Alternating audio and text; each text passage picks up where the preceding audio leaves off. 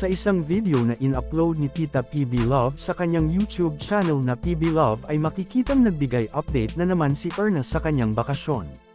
Sa pagkakataong ito ay magtatanim sila Erna ng palay kasama ang pamilya.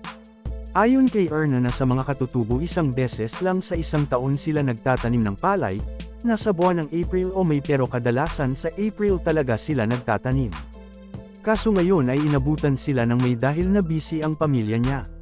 Nagsimula na nga sila sa pagtatanim ng palay at makikitang sobrang dami nila, siguro tumutulong lahat sa pagtatanim ang bawat miyembro ng pamilya nila. Tapos na nga sila sa pagtanim at pinapakita naman ni Erna ang malapad na kamutihan ng kanyang mama, ayon kay Erna namang gumawa din siya ng talbos nito para may pangulam sila mamaya, at pinakita naman niya ang kubo ng mama niya, malapit lang din ito sa kamutihan. Mauna nang uuwi si Erna sa mga kasama niya, ayon sa kanya na bukas pa daw nila ito matatapos sa pagtanim, bago umuwi pinakita na muna ni Erna ang mga nakuha niyang kamote at gabi. Samantala huwag nating kalimutan na bago pa lang si Kuya Jeffrey sa Maynila, katulad lang din siya nila Mylene, Ninita at Russell noon na kailangan pang turuan at e-guide kung ano ang tama at hindi.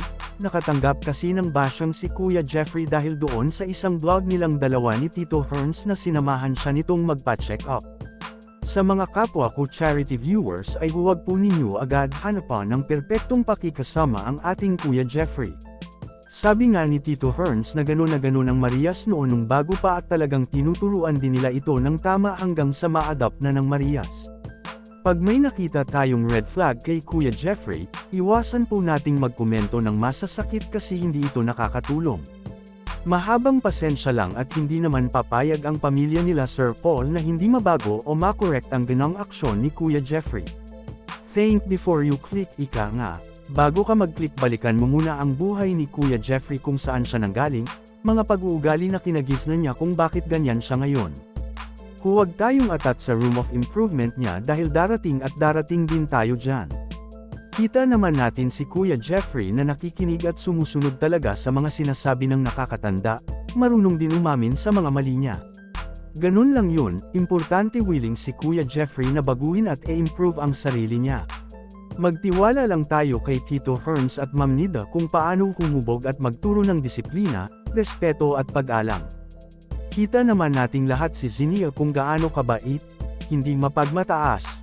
Tinuturing talaga niyang kapatid at ka-level sina Mylene, Ninita at Russell. Pinili nga nila Tito Herns na intindihin si Kuya Jeffrey na sila ang may responsibilidad, tayo pa kayang nanunood lang. Kung nagustuhan mo ang video na ito ay feel free sa pag-subscribe at hit the notification bell dahil kung papalarin man nakikita ang channel na ito ay pipili ako ng TV Scholars na mabibigyan.